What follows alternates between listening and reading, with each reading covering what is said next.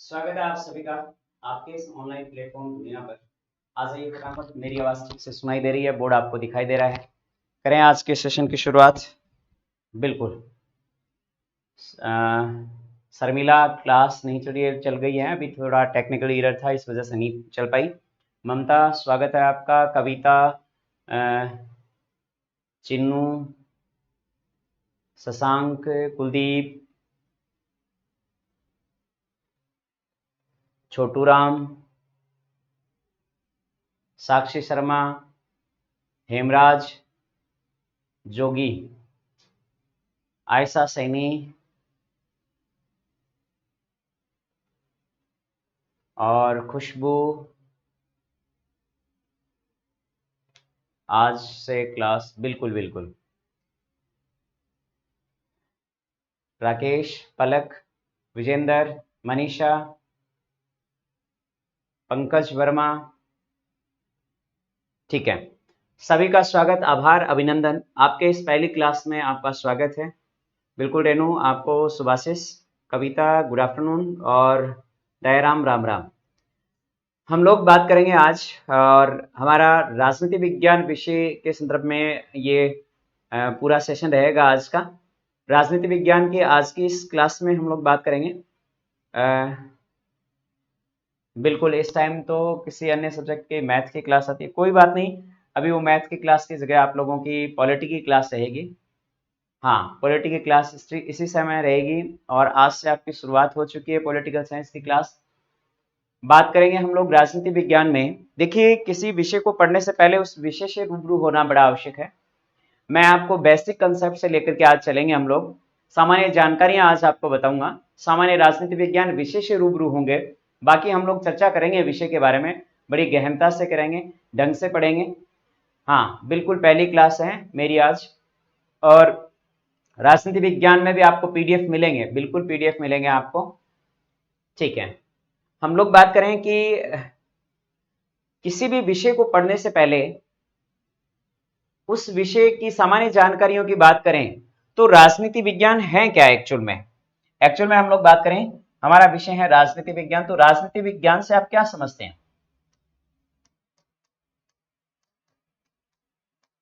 राजनीति विज्ञान इसको कहते हैं राजनीति विज्ञान।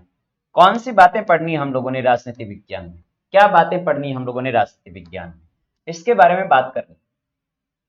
देखिए, किसी व्यक्ति से पूछा गया कि राजनीति किसको कहते हैं, तो हर व्यक्ति ने राजनीति को भी अलग अलग परिप्रेक्ष्य में समझा है, अलग अलग परिप्रेक्ष्य में रिप्रेजेंट किया है। जैसे एक साधारण व्यक्ति से पूछा कि राजनीति किसको कहते हैं, कि नेता लोग हैं, वो चुनाव लड़ते हैं और वो फिर देश के लिए कार्य करने के लिए जाते हैं लेकिन नहीं करते, बेईमानी करते हैं, राजनीति है, गंदी राजनीति है। ऐसे ही कोई व्यक्ति से पूछा गया, वो मार्केट में चीनी लेने के लिए गया या सब्जी लेने के लिए गया, और पहले दिन उसने पाया कि सब्जी के भाव या चीनी के भाव 40 रुपए हैं, जबकि वो दूसरे दिन किसी दूसरी दुकान के पास गया, दुकानदार के पास, और उसने 100 रुपए केजी के भाव से बताए। उसने, यानी ये भाव बढ़ने, इसने क्या माना? बड़ी गंदी राजनीति है भाई, आप लोग सब व्यापारी हैं, बड़ा बहुत गंदी राजनीति कर रहे हो। यानी वो भाव बढ़ना, चीनी के मात्र या सब्जी के भाव बढ़ना मात्र उसने राजनीति विज्ञान, राजनीति से रिप्रेजेंट कर दिया। आप रास्ते से जा रहे हो और सड़क जो है वो टूटी फूटी है, सड़क गड्ढों में, आपको गाड़ी से थोड़े धक्के लगे, आप गड्ढों में परेशान हुए, तो उस व्यक्ति ने उस समय क्या कहा? बहुत गंदी राजनीति है, पैसे उठा करके खा गए लेकिन सड़क को ठीक नहीं किया। यानी सड़क में गड्ढे होने, सड़क ठीक ना करना भी राजनीति ले लिया उन्होंने। लेकिन जैसे कि हम लोग बात करें, आप विद्यार्थी हैं, चूंकि राजनीति विज्ञान विषय के हम सब विद्यार्थी हैं, मैं भी राजनीति विज्ञान का विद्यार्थी ही हूं, तो इसमें राजनीति विज्ञान हमारे लिए क्या है? तो समाज विज्ञान की वह शाखा जिसमें व्यक्ति के राजनीतिक परिप्रेक्ष्य का अध्ययन किया जाता है, वह राजनीति है। अब राजनीति विज्ञान यानी, हाँ बिल्कुल बिल्कुल, बिल्कुल करते हैं, कर सकते हैं, क्यों नहीं कर सकते? ठीक है, अभी सीईटी के फॉर्म निकलेंगे तो उसमें हम लोग बात करें कि जिन्होंने ग्रेजुएशन कर रखी है तो ग्रेजुएशन और ट्वेल्थ दोनों के फॉर्म भर सकते हैं, भरिएगा फॉर्म, कोई दिक्कत नहीं है। लेकिन जिसने ट्वेल्थ कर रखी है, ग्रेजुएशन नहीं कर रखी है, वो ग्रेजुएशन वाला फॉर्म नहीं भर सकता है। आपके पास अधिक एलिजिबिलिटी है तो आप कम वाले फॉर्म भर सकते हैं। जैसे किसी वैकेंसी, कोई वैकेंसी 10वीं पास के लिए निकली है और आपने ग्रेजुएशन कर रखी है, तो क्या आपने 10वीं नहीं कर रखी, क्या भर सकते हो आप बेटा? ठीक है, हाँ बिल्कुल सुशीला, ठीक है। शिवम चौधरी, हो सकता है टेक्निकल एरर हो। चलिएगा हम लोग मुद्दे की बात करते हैं। राजनीति और इसके साथ साथ चूंकि विज्ञान जुड़ा हुआ है, तो विज्ञान जुड़ा हुआ है तो इसका मतलब ये भी अपने आप में विज्ञान है। जिस प्रकार से हम लोग बात करें, मैथ्स है आपकी, साइंस विज्ञान है, केमिस्ट्री है, फिजिक्स है, बायोलॉजी है, ये सब विज्ञान है। लेकिन राजनीति बिल्कुल भाई, बिल्कुल प्रीति, मैं बता रहा हूं आपको, ये मेरी पहली क्लास है। हाँ, मैथ की क्लास। आपके अगर इश्यूज खत्म हो तो मैं मेरी बात सुन पाओगे आप ढंग से। बिल्कुल बिल्कुल अशोक प्रजापति। चलिए मैं आपके प्रश्नों का जवाब दे देता हूं। पहली बात तो सब लोग इस बात को समझिएगा बेटा कि जब किसी विषय की क्लास स्टार्ट हो रही है, आपको इवेंट मिला है, तो इवेंट में आप लोगों ने देखा होगा कि इस टाइम किसकी क्लास लगी है, किस सब्जेक्ट की लगी है। और जब जो सब्जेक्ट लग रहा है, इसका मतलब उसी सब्जेक्ट की लगेगी, अन्य सब्जेक्ट जो आपका लग रहा था उसकी नहीं लगेगी। उसकी लगेगी तो उसका इवेंट लग जाएगा आप लोगों के लिए। अब जब आप कंपटीशन की प्रिपरेशन कर रहे हो, इसका मतलब इतने छोटे बच्चे हो नहीं कि आपको इस बात समझ में नहीं आई हो। हाँ, और हाँ, ये बात आप कह सकते हो, आवाज आवाज में कोई दिक्कत आ रही है तो ये हो सकता है। और जब राजनीति विज्ञान की क्लास अब तक आपकी आई नहीं है, तो इसका मतलब पहली क्लास है। तो मेरे ख्याल से ये नॉनसेंस प्रश्न जैसे ही रहेंगे, ये एक विद्वान और आपकी विदुता वाले प्रश्न नहीं रहेंगे। आप इस बात को सहर समझिए बेटा। सुनिए, आप अगर इन्हीं प्रश्नों पे पूछते रहोगे और मैं इन्हीं प्रश्नों का बार बार जवाब देता रहूंगा, तो शायद हमारा तारतम्य यहीं तक सीमित रह जाएगा, हम सिलेबस को रन नहीं कर पाएंगे। और जब सिलेबस नहीं पढ़ पाएंगे ढंग से, तो फिर सीखेंगे क्या? हाँ, ये कह सकते हो सर बहुत दिनों से इंतजार कर रहे थे क्लास का, तो आज मैं आप लोगों के सामने हाजिर हूँ। और आप बेशक इलेक्ट्रॉनिक मीडिया के साथ मिले हुए मेरे सामने हो, आप प्रत्यक्ष ना होते हुए भी प्रत्यक्ष हो। चलिए, अब ये राजनीति, चूंकि मैंने आपको बताया राजनीति विज्ञान, यानी इसमें भी विज्ञान जुड़ा हुआ है। क्या अंतर है अन्य विज्ञान में और राजनीति विज्ञान में? यानी अंतर क्या है राजनीति विज्ञान और अन्य जो विज्ञान है उनमें? जैसे आप लोगों ने इस विज्ञान का अभिप्राय समझा बेटा,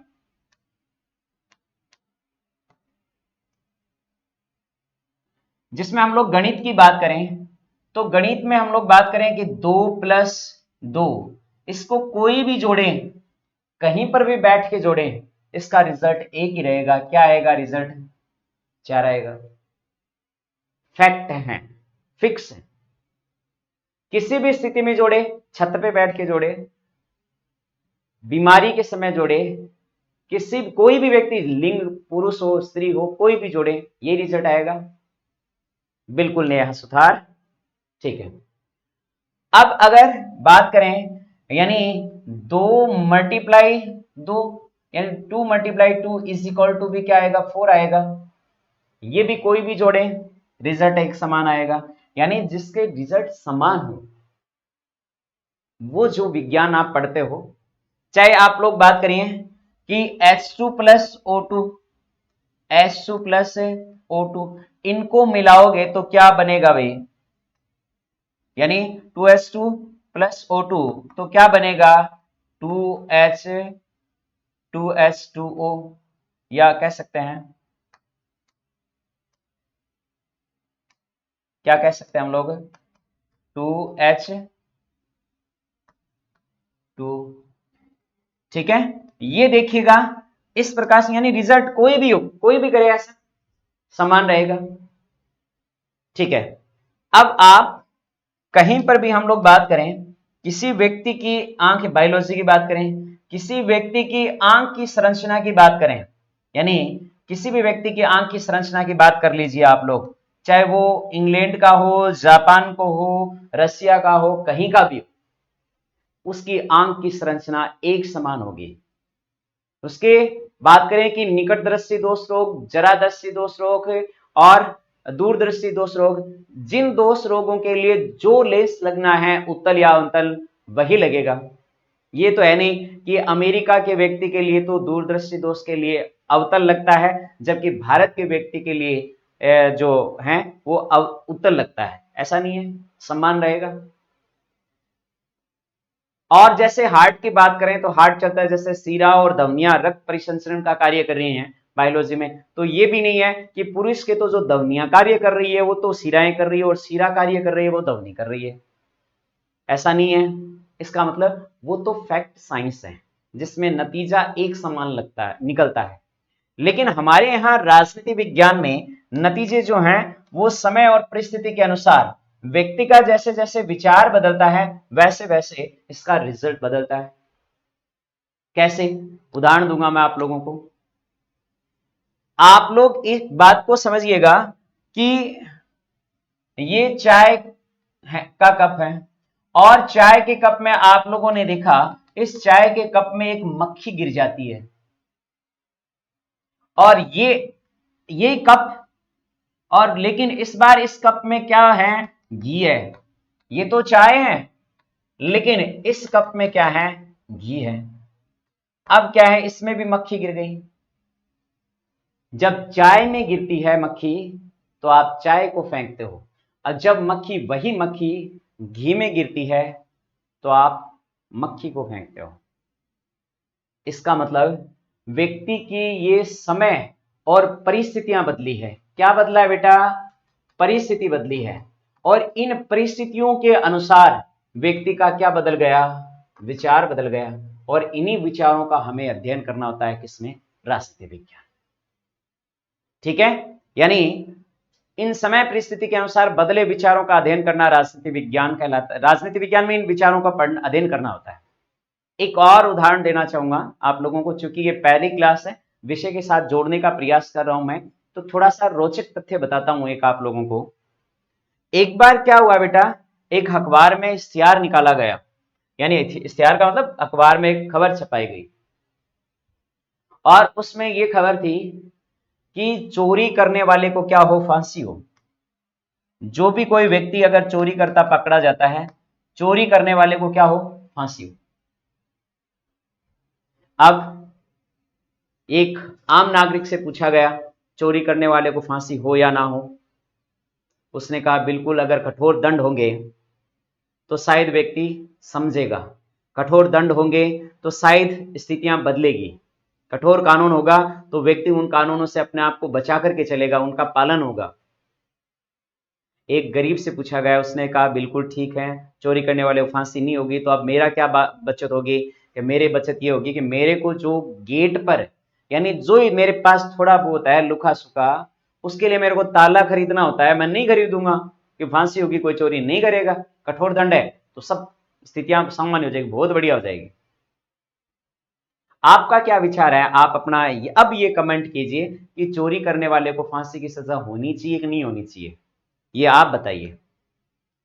ठीक है, बिल्कुल बिल्कुल बेटा, एक चोर का भी यही जवाब था कि चोरी करने वाले को फांसी की सजा नहीं होनी चाहिए। अब मैं ये मत समझना मैंने आपको चोर बताना चाहा है, मैं आपको चोर की बात बताना चाह रहा हूं कि जब इश्तिहार निकाला गया अखबार में कि चोरी करने वाले को फांसी होनी चाहिए, तो उस किसी चोर से पूछा गया। किससे पूछा बेटा? चोर से पूछा, और उस चोर ने पहली परिस्थिति में यह कहा कि फांसी नहीं होनी चाहिए। अरे भैया, आप किसी को किसी मंत्र उच्चारण से किसी को जीवन दान दे सकते हो क्या? कि स्वस्तिनो इंद्रा वरस्वः स्वस्तिनो पूषा विश्ववेदाः स्वस्तिनो अरश्नोमि स्वाहा। नया आदमी कोई पैदा हो गया क्या? नहीं हुआ। हाँ, तो ऐसी स्थिति में जब किसी को आप उद्भव नहीं कर सकते, किसी को आप मंत्र उच्चारण से पैदा नहीं कर सकते, तो आप किसी की जान कैसे ले सकते हो? अरे बेचारे ने मजबूरी में चोरी की है, मां बीमार थी, बेटी बीमार थी, बहन बीमार थी, पत्नी है वो किसी रोग से प्रताड़ित थी, इस मजबूरी में बेटी का ब्याह करना था इसलिए उसने चोरी की है, बेटी को पढ़ाना था, बेटे को पढ़ाना है इसलिए उसने चोरी की है। उसकी मजबूरी को आके आप डराइए उसको, धमकाइए उसको, 2 कान के नीचे लगाइए उसको, 10 साल की सजा दे दो, 5 साल की सजा दे दो, उम्र कैद दे दो, 2 साल की सजा दे दो, मृत्युदंड, ये ठीक नहीं है। किसने कहा? चोर ने। और ये तर्क भी किसने दिए बेटा? चोर ने दिए। अब हुआ ये कि एक दिन ये चोर कहीं से 1 करोड़ रुपए रात को चुरा करके लाया। कितने रुपए चुरा करके लाया? 1 करोड़ रुपए। हाँ, नहीं बेटा ऐसी बात नहीं, मैंने आपको चोर नहीं बनाया है, बिल्कुल।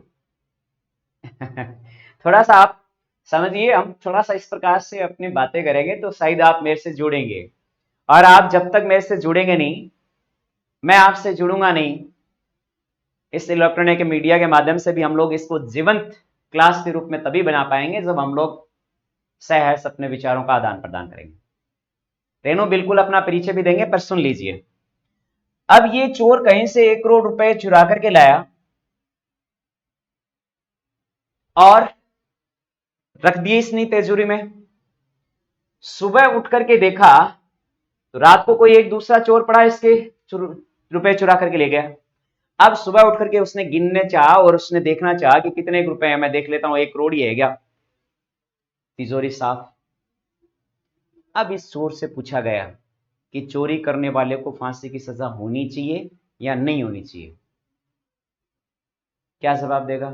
इसका यही जवाब था, बिल्कुल यही जवाब था जो आप सोच रहे हो। कह रहे बिल्कुल होनी चाहिए। आज तो मारा ही जाता, आज तो बड़ा मुश्किल से बच बचा करके पहुंचा हूं, और बिल्कुल चोरी करने वाले को फांसी होनी चाहिए। इसका मतलब उस चोर की पहले वाली परिस्थिति अलग थी, अब परिस्थिति अलग है।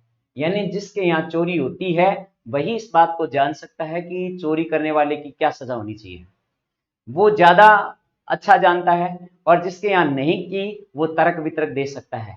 इसका मतलब यानी आप लोगों ने ये जाना होगा, हिंदी में एक कहावत भी सुनी होगी, जिसके पैर न पाटे बिवाई वो क्या जाने पीर पर आई।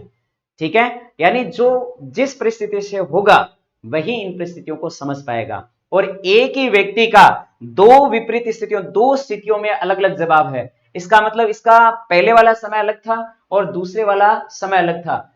इसका मतलब समय बदला और इसकी परिस्थिति बदली और इसका विचार बदला। समय बदला, परिस्थिति बदली और विचार बदला। बिल्कुल, मैं इसी बात पर आने वाला था पंकज वर्मा। जैसे अगर आप ये जान रहे हो कि दुष्कर्म करने वाले व्यक्ति को क्या है, फांसी की सजा हो, ये हम लोग डिमांड कर रहे हैं, और ये हर व्यक्ति डिमांड कर रहा है, लेकिन हम में से ही वो लोग कौन होते हैं दुष्कर्म करने वाले? हम में से ही कोई लोग जो इंसानियत तक को खो चुके होते हैं, वो लोग जिस पर राक्षस प्रवृत्ति है वो हावी हो जाती है, वो लोग। अब हम लोग ये डिमांड कर रहे हैं कि फांसी की सजा होनी चाहिए दुष्कर्म करने वाले को। अब हम में से कोई व्यक्ति जो है वो ऐसा करता है, उससे पूछा जाए कि भाई फांसी के, नहीं नहीं मैंने उम्र कैद कर दो, 10 साल की दे दो। इसका मतलब उसकी समय बदला उसका, और उसकी परिस्थितियां बदली और विचार बदला। ऐसे ही हमें उन साइंस की तरह नहीं, ये राजनीति विज्ञान है, समय और परिस्थितियों के अनुसार जो विचार बदले गए हैं उन विचारों का अध्ययन करना होता है। एक समय था जिस समय भारत स्वतंत्र नहीं था, गुलाम था। एक समय आया जिस समय भारत स्वतंत्र हुआ। एक समय आया जिस समय भारत का संविधान लागू हुआ। संविधान का निर्माण संविधान सभा द्वारा जब किया गया था तो उसमें जो विभिन्न सोच समझ वाले लोग थे उन्होंने अपने विचार रखे, उन परिस्थितियों के अनुसार रखे। और अगर संविधान एक सफिशिएंट बात होती, कंप्लीट संविधान पूर्ण होता, तो आज तक 106 संविधान संशोधन नहीं होते। इसका मतलब संविधान में जो बात लिखी गई थी वो उन परिस्थितियों को ताक पर रख करके लिखी गई थी। और आज वर्तमान की जैसे जैसे आवश्यकता महसूस होती है वैसे वैसे अब तक कुल 128वें संविधान संशोधन विधेयक लाए जा चुके हैं, जिनके द्वारा 106 संविधान संशोधन किए जा चुके हैं 2023 तक। इसका मतलब ये 106 बदलाव किए हैं, संविधान संशोधन किए हैं। ये वर्तमान आवश्यकता है, समय बदला है, तो हमें इन परिस्थितियों के अनुसार अपने आप को बदलना चाहिए, हमारे संविधान को बदलना चाहिए। हम अपने इस राजनीति विज्ञान विषय में संविधान की मूलभूत चीजें और संविधान संशोधन सहित उन सभी बिंदुओं पर आप लोगों को अध्ययन करवाऊंगा। उन सभी बिंदुओं पर हम लोग डिटेल से चर्चा करेंगे जिन बिंदुओं के बारे में हमारे सिलेबस में डाला गया है। आज ये राजनीति विज्ञान का मैंने परिचय दिया है। राजनीति विज्ञान में हम लोगों ने जैसे मूल संविधान बना है, संविधान में अनुच्छेद कितने, अब बात करें तो अनुच्छेद और भाग की बात करें, अनुसूचियां मूल संविधान में कितनी थी, वर्तमान में कितनी है, बदले क्या गए हैं, भाग कौन सा जोड़ा गया है, इन सब चीजों को हम लोगों ने देखना है राजनीति विज्ञान विषय में।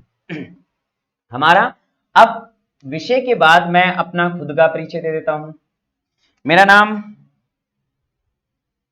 अशोक स्वामी है और मैं यहाँ धुरीना एप्लीकेशन पर आप लोगों को राजनीति विज्ञान विषय के बारे में मार्गदर्शन दूंगा। संभवतः ऐसा प्रयास रहेगा कि अपने नोट्सों से प्रश्न आए, लेकिन फिर भी आप ऑथेंटिक किताबों को भी साथ साथ में आप लोग आधार बनाइएगा, ऑब्जेक्टिव ज्यादा से ज्यादा निकालिएगा। जैसे टॉपिक पढ़ो उसके बाद ऑब्जेक्टिव निकालना। मेरा और परिचय दूं तो मैं यहाँ पास में ही चूरू जिले में चूरू तहसील में ही मेरा गांव है जोड़ी, वहां से बिलोंग करता हूँ राजनीति विज्ञान से। और मैं अपने आप को राजनीति विज्ञान का विद्यार्थी आज भी मानता हूँ और इसीलिए मैं विद्यार्थी मान करके ही विद्यार्थियों को मेरे को जो आपसे कुछ बेहतरीन पता है उन बातों को आप लोगों से साझा करूँ। ठीक है? हाँ, बिल्कुल बिल्कुल। दुष्यंत शर्मा, ठीक है, बता दिया मैंने दुष्यंत आपको। चलिए, राजनीति विज्ञान में हमारे हैं क्या चीज, पहले उन बातों पर बात करते हैं। सबसे पहली बात हम लोगों ने क्या देखना है, संविधान।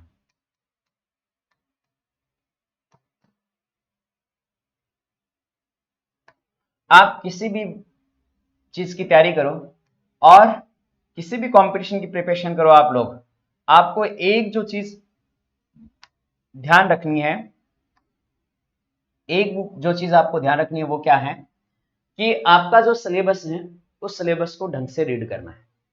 सिलेबस के अनुसार आप लोगों ने देखना है कि कौन कौन सी बात आप लोगों के लिए एग्जाम में महत्वपूर्ण है। और राजनीति विज्ञान में एक चीज और बता दूं कि सिलेबस है वो सारे इंटरलेटेड है, उसमें आप कहीं डिफाइन वहां कह नहीं सकते कि इससे संबंधित टॉपिक प्रश्न नहीं पूछे जा सकते। जैसे अगर आप लोगों को स्टेट गवर्नमेंट दे रखी है तो स्टेट गवर्नमेंट में जितना भी रहता है वो सारा कुछ पढ़ना ही पड़ेगा आप लोग। सेंट्रल गवर्नमेंट दे रखी है तो सेंट्रल गवर्नमेंट पढ़ना पड़ेगा।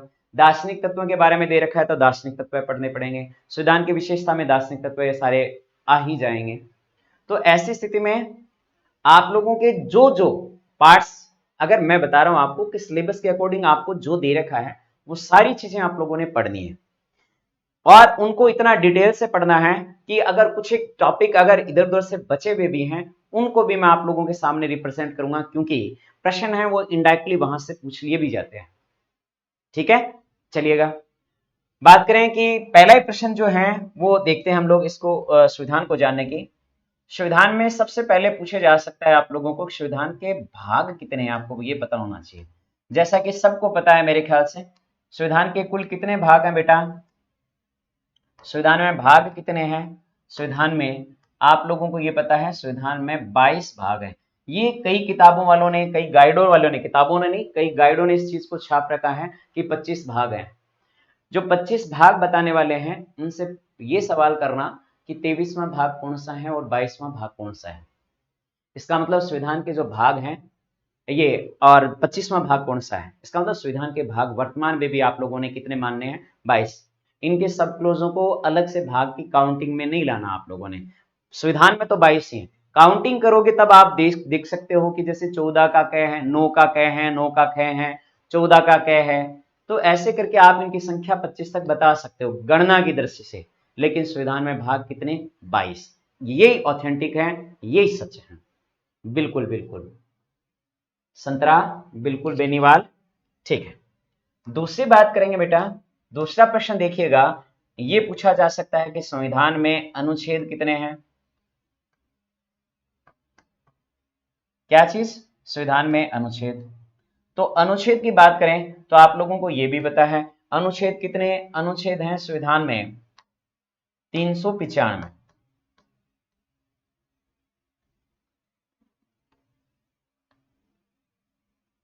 अब गणना की दृष्टि से कई लोग हैं वो 465 तक चले गए हैं, तो 400वां कौन सा है, 396वां कौन सा है, 465वां कौन सा है, कैसे कह सकते हो आप कि ये 465 है? ये एक प्रकार से तुक मिलाई जैसी बात रहती है, आपको 395 ही याद रखने हैं। ठीक है। दूसरी बात, एक आपसे ये भी पूछा जा सकता है कि संविधान में अनुसूची कितनी है?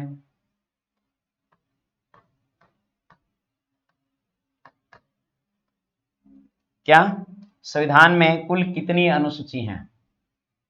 अगर ये प्रश्न पूछा जाए तो इसका भी जवाब, दो जवाब रहेंगे इसके। इसमें दो जवाब क्या रहेंगे? पहली बात तो मूल संविधान में,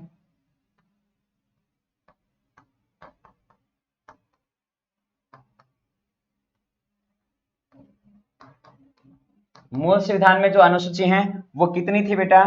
मूल संविधान में 8। अब बात करें वर्तमान में कुल कितनी अनुसूची हैं, तो ये जवाब क्या रहेगा?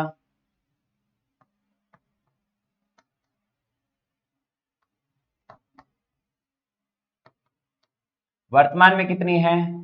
12। इसका मतलब एक नई बात और जुड़ गई है कि संविधान, यानी ये जो अनुसूचियां जोड़ी गई है और अनुसूचियां जोड़ी गई है वो कैसे जोड़ी गई है?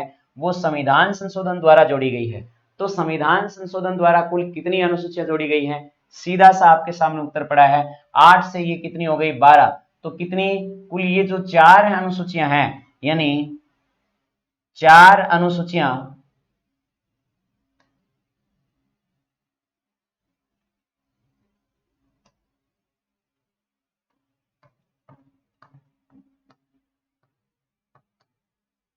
चार अनुसूचियां संविधान संशोधन द्वारा जोड़ी गई।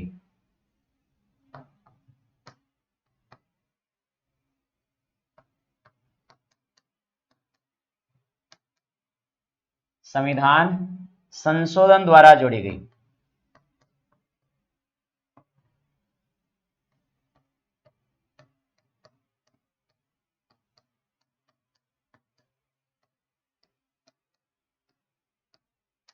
ये बात भी आपको याद रखनी है। बिल्कुल बिल्कुल बिल्कुल संतरा, ठीक है। अब देखिएगा, ये सामान्य जानकारी मैंने आपको दी है संविधान के बारे में। सबसे पहले मैं उन तथ्यों से नहीं चलेंगे जहां से हम लोग विशेष रूप से देखें कि हमारे लिए सबसे महत्वपूर्ण बिंदु कौन सा है। हमारे लिए सबसे महत्वपूर्ण बिंदु रहेगा स्टेट गवर्नमेंट, राज्य सरकार। और राज्य सरकार हमारे लिए महत्वपूर्ण है, यानी राज्य सरकार से प्रश्न आने की जो संभावना है, प्रश्न जो है उनका जो नेचर है वो किस प्रकार से रहेगा, राज्य सरकार महत्वपूर्ण क्यों है, ये जो सारी बात देखें तो क्यों ना हम लोग राज्य सरकार को बहुत बेहतरीन तरीके से पढ़ें, पहले पढ़ें, हमारा राज्य सरकार टॉपिक रहे। लेकिन जब राज्य सरकार हम लोग पढ़ेंगे उससे पहले हमें पता होना चाहिए कि राज्य सरकार का उल्लेख कौन से भाग में है और कौन से अनुच्छेद से कौन से अनुच्छेद तक इसका उल्लेख मिलता है। फिर राज्य सरकार के बाद हमें लोकल गवर्नमेंट पढ़नी है, यानी स्थानीय स्वशासन पढ़ें तो स्थानीय स्वशासन कौन से तो भाग में है और कौन से अनुच्छेद से कौन से अनुच्छेद तक उल्लेख मिलता है। इसलिए हमें भाग व अनुच्छेद राज्य सरकार पढ़ें, उसके लिए हमें उसको पढ़ने से पहले हमें भाग व अनुच्छेद पढ़ने बड़े जरूरी हैं। दूसरी बात, राज्य सरकार जो है, यानी राज्य सरकार कौन से सूची के विषय पर कानून बनाती है? राज्य सूची के विषय पर, यानी राज्य सरकारों को राज्य सूची के विषय पर कानून बनाने की शक्तियां दी गई है और स्थानीय सरकार को भी राज्य सूची के विषयों में से ही, लोकल गवर्नमेंट जो है उनमें नगर प्रशासन को 18 विषयों पर कानून बनाने की शक्तियां दी गई और पंचायती राज को 29 विषयों पर कानून बनाने की शक्तियां दी गई। वो शक्तियों का उल्लेख यानी राज्य सूची के विषय में से दिए गए हैं। तो राज्य सूची का उल्लेख कौन सी अनुसूची में मिलता है?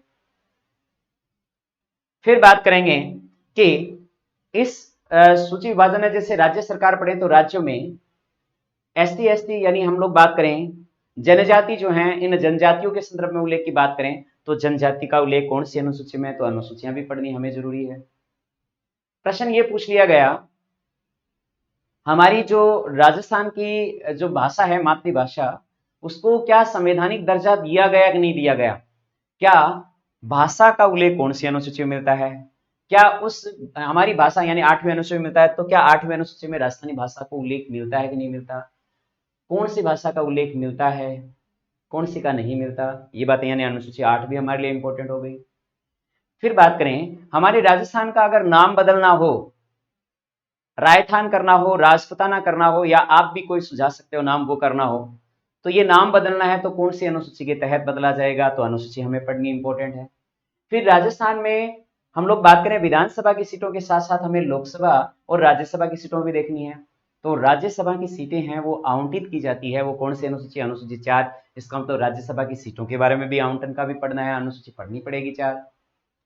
एक बात और देखिएगा, राज्य सरकार में जैसे राज्यपाल हैं, मुख्यमंत्री है, मंत्रिपरिषद है, इनके वेतन भत्तों की बात करें तो वेतन भत्तों का उल्लेख अनुसूची 2 में मिलता है, इसका मतलब अनुसूची देखनी ही पड़ेगी। शपथ की बात करें कि राज्यपाल की शपथ का उल्लेख अनुसूची 3 में नहीं मिलता, मंत्रिपरिषद है, मुख्यमंत्री हैं या हाईकोर्ट के न्यायाधीश हैं, इनके शपथ का उल्लेख है वो, या महाधिवक्ता है, इनकी शपथ का उल्लेख कौन सी अनुसूची में मिलता है? अनुसूची 3 में मिलता है, तो इसका मतलब अनुसूची 3 भी पढ़नी है। यानी अनुसूचियां मोटा मोटी हमारा विषय रहेगा, अनुसूचियों को भी पहले पढ़ें और संविधान के जो भाग हैं कम से कम 22 भागों को ढंग से देख लें कि कौन से भाग में क्या बात है और कितने अनुच्छेद से लेकर के कौन सा अनुच्छेद इसमें मिलता है। तो हमारा पहला ही जो टॉपिक रहेगा, फर्स्ट जो टॉपिक रहेगा, वो मैं आपको पढ़ाना चाहूंगा संविधान के भाग व अनुच्छेद। उसके बाद हम लोग बात करेंगे अनुसूचियां, और अनुसूचियों के बाद हम लोग स्टेट गवर्नमेंट शुरू करेंगे। स्टेट गवर्नमेंट के बाद हमारा नेचर रहेगा लोकल गवर्नमेंट यानी स्थानीय स्वशासन। उसके बाद विभिन्न जो आयोग आप लोगों के लगते हैं उन आयोगों के बारे में बात करेंगे। ठीक है, तो ऐसे हमारी ये श्रृंखला रखेगी। फिर से बचा हुआ आपका टॉपिक है वो बाद में देखा जाएगा, पहले इस चीज को देखा जाएगा। यानी आगे की कम से कम मैंने आप लोगों को लगभग 2.5-3 महीने की आपको बता दिया कि ये प्रोसेस हमारा चलने वाला है। संभवतः मेरा प्रयास रहेगा कि आपको जल्द से जल्द बहुत अच्छा बताया जाए, और बीच में आप लोगों की जो एग्जाम आ जाती हैं, सीटी की एग्जाम आ जाती हैं, जो आप लोगों को और भी कोई एग्जाम आ जाती है, तो आपको शायद मेरे ख्याल से टेक्निकल टीम ने आपको शायद अपलोड क्लासें दे रखी हैं, रिकॉर्डेड क्लासें दे रखी हैं, तो वो रिकॉर्डेड क्लासें देखिएगा। लाइव में आप लोगों को रोज मिलूंगा, इसी टाइम मिलूंगा, और हम लोग एकदम शिद्दत से पूरा सिलेबस करेंगे। ठीक है, हमारा पहला बिंदु क्या रहेगा? संविधान के भाग व अनुच्छेद। चलिएगा यहां से शुरू कर लेते हैं। हमारा पहला ही जो टॉपिक है वो शुरू करते हैं, संविधान के भाग व अनुच्छेद।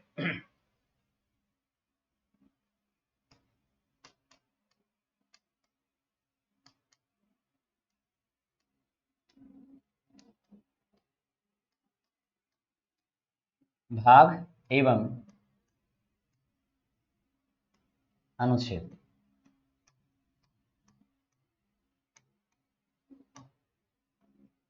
ये हमारा बिंदु रहेगा, इसको हम लोग डिटेल से पढ़ेंगे। चलिए, इसके लिए 1 से 7 तक अक्सर एग्जाम में प्रश्न पूछ लिए जाते हैं, और 1 से 7 तक जो प्रश्न पूछे हैं उसके लिए मैंने इन संविधान के भाग के लिए 3 कहानियां बना रखी हैं, 3 ट्रिक बना रखी है। उन 3 ट्रिक से हम लोग पूरे संविधान के भाग व अनुच्छेद देखेंगे। जैसे मैंने याद किया, पहली बार जब पढ़ा मैंने जैसे याद किया वैसे वैसे आप लोगों के सामने रिप्रेजेंट कर रहा हूं। आप वैसे भी याद कर सकते हो बेटा, और अगर वैसे याद नहीं होते तो आप अपने तरीके से भी याद कर सकते हो, लेकिन मेरा उद्देश्य आपका, मेरे को जो समय लगा उससे कम समय आपको याद करने में लगे, और मैं आपको उस प्रकार से बता भी देता हूं, साथ साथ में वो भी लिखा देता हूं जो हैं वास्तविक तरीके से, आप अपने हिसाब से भी तरीके बना सकते हो। चलिए, सबसे पहले मैं आपको अक्सर 1 से लेकर के 7 तक के भाग हैं उनके बारे में ज्यादा फोकस करता हूं, क्योंकि एक्चुअल में 1 से लेकर के 7 तक के भाग में से बहुत बार प्रश्न पूछ लिए जाते हैं। चाहे आप आरएस एग्जाम को दे लीजिए, चाहे आप छोटी से छोटी एग्जाम को देख लीजिए, यहां से प्रश्न अक्सर पूछे जाते हैं। तो भाग 1 से लेकर के 7 तक के लिए एक छोटी सी कहानी आपको सुनाता हूं, और आप वास्तविक रूप से उसमें निर्णय लीजिएगा, और वास्तविक रूप से अगर सहज भाव से, ट्रिक को रटने की कोशिश मत करना, सहज भाव से उसे समझने की कोशिश करना, आपको 1 से 7 तक के भाग याद हो जाएंगे। आपको 1 से 7 तक गिनती याद आती है? गिनती आ रही है? गिनती आ रही है तो भाग याद मेरे करवाना मेरा दायित्व है। चलिएगा, इसके लिए एक छोटी सी कहानी सुनाता हूं आपको, कि एक बार क्या हुआ, एक, आपने छोटे थे बचपन में तब एक कहानी सुनी होगी कि एक जिंडियो हो एक जिंडली ही। कहानी सुनी थी क्या आप लोगों ने? सुनिए आप लोगों ने कहानी, यस या नो? कहानी सुनी है कि एक झिंडिया था जो नानी के चला, दही रोटियां खाने के लिए गया था। शायद नहीं सुनिए तो भी कोई बात नहीं। और जैसे जैसे वो झिंडिया भी बड़ा हुआ, यानी आप बड़े हो गए, जो छोटे में दादी नानी ने जो कहानी सुनाई थी झिंडिया की, तो झिंडिया के साथ साथ आप भी बड़े हो गए और झिंडिया भी बड़ा हो गया। इस बार जो झिंडिया है वो नानी के यहाँ नहीं गया। इस बार सुनिएगा, एक झिंडियो हो यानी एक लड़का था और एक झिंडली थी यानी एक लड़की थी। कोई अन्यथा मत लेना इस बात को, मेरा उद्देश्य सिर्फ भाग याद करवाना है। एक झिंडली थी। बात कब की है? बात है, कोई बात नहीं कोई बात नहीं, बहुत सारे यस भी बोल रहे हैं, कोई बोल रहे हैं नो भी बोल रहे हैं, चलो कोई नहीं। आप बड़े हो गए तो झिंडिया भी बड़ा हो गया, झिंडली भी बड़ी हो गई। तो एक लड़का था या एक लड़की थी, एक झिंडिया था या झिंडली थी, और किसी का नाम हो तो वो भी अन्यथा मत लेना। इस झिंडली का नाम था मोनिका। क्या नाम था बेटा? मोनिका। हुआ ये कि 14 फरवरी, बात कब की है? 14 फरवरी की है। क्या आता है 14 फरवरी को? क्या रहता है 14 फरवरी? हाँ बिल्कुल बिल्कुल, मैं कह रहा था ना कि झिंडिया बड़ा हो गया है, सही कह रहा था। आप बता रहे हो, एक बच्चा बता रहा है कि 14 फरवरी को सर वैलेंटाइन डे आता है। बात 14 फरवरी वैलेंटाइन डे के दिन की है। अब वैलेंटाइन डे ये आपको याद क्यों है? भगत सिंह दिवस भी कह सकते थे, पुलवामा हमला हुआ था, ब्लैक दिवस के रूप में मनाया जाता है। लेकिन क्योंकि झिंडिया बड़ा हो गया, झिंडली बड़ी हो गई है, तो वैलेंटाइन डे याद रहेगा। ठीक है, बात 14 फरवरी वैलेंटाइन डे की बात है। 11:59 तक तो इस बेचारे झिंडिये ने इस समय का इंतजार किया। ठीक है ममता कुमारी, अच्छी बात है। हाँ चलिए, बहुत अच्छी बात है। अब 11:59 तक तो इंतजार किया, और जूं ही जैसे 12 बजा, इस झिंडिये ने क्या किया? बेचारे ने फोन लगाया किसको? झिंडली को। फोन आ रहा था वेटिंग में।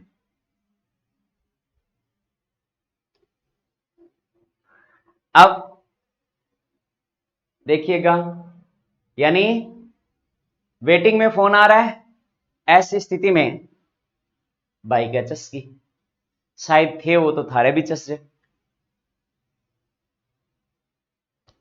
फोन काट दिया। 5 मिनट बाद इसने वापस फोन किया इसको, कह रहे कोई अपने वाली को लगा रहा था और तेरी वाली को लग गया गलती से।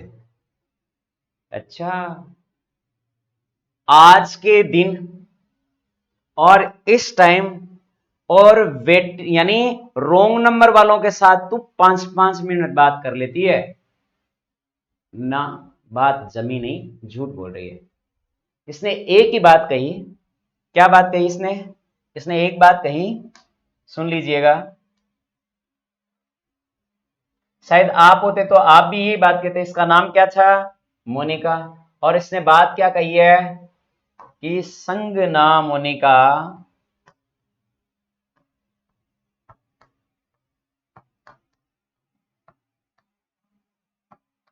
संग ना मोनिका, सारा खत्म।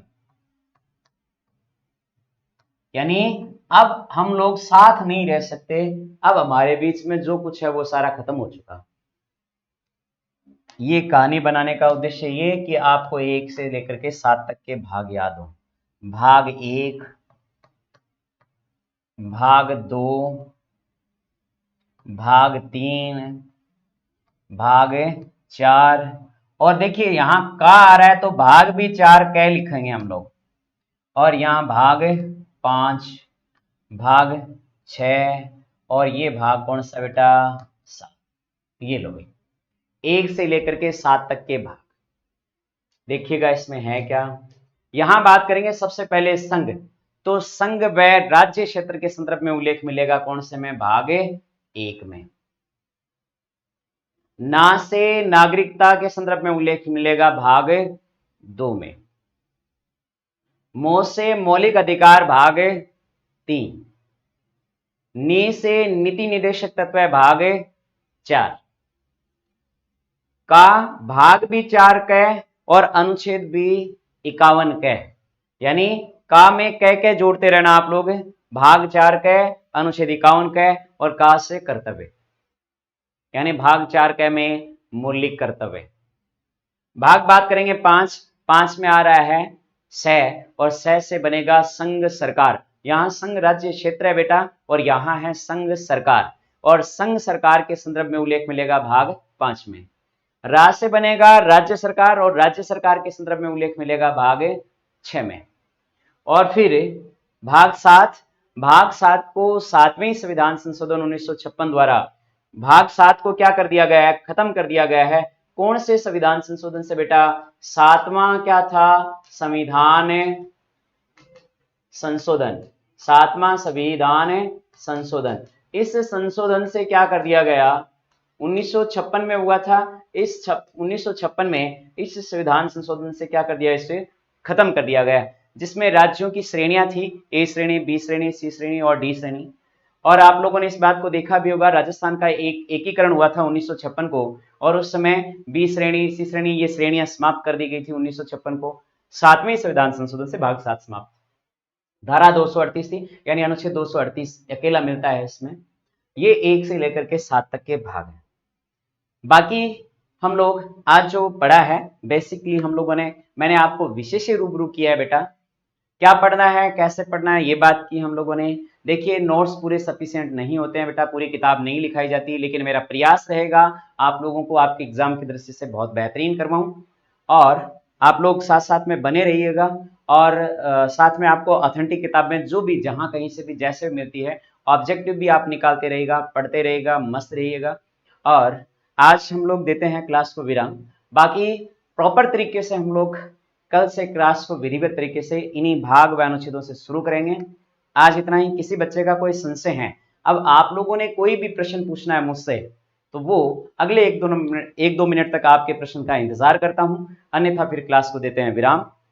है किसी प्रकार का संशय, कोई भी प्रश्न आप लोगों के दिमाग में? क्योंकि पहली क्लास है तो कोई कुछ आप अपने विचार साझा करना चाह रहे हो, कोई भी आप अपने विचार रखना चाह रहे हो, कोई सुझाव देना चाह रहे हो, तो आपके सुझाव भी सादर आमंत्रित हैं बेटा।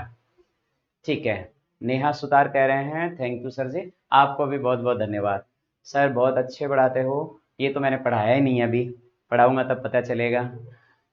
चलिए एक बार दोबारा समझा दो सर इसको, इस ट्रिक को। मैं कल लिखाऊंगा, आप लोगों को समझाने की बात कर रहे हो, मैं लिखाऊंगा भी, निश्चित रहिए। और बोलिए।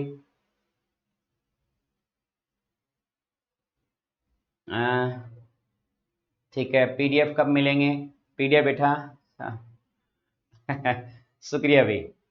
नोट्स कैसे बनाते हैं सर? नोट्स मैं लिखूंगा, आप भी लिखते रहिएगा। जब मैं समझा दूंगा तब समझ लीजिएगा, जब मैं लिख रहा हूँगा, बोल बोल के लिखता रहूंगा, तो लिखे हुए भी मिल जाएंगे आपको पीडीएफ, और आप भी साथ साथ में लिखते रहिएगा। ठीक है, हाँ बिल्कुल जीरो से समझाऊंगा, बिल्कुल पढ़ाऊंगा बेटा। ठीक है, फिर दे क्लास को विराम।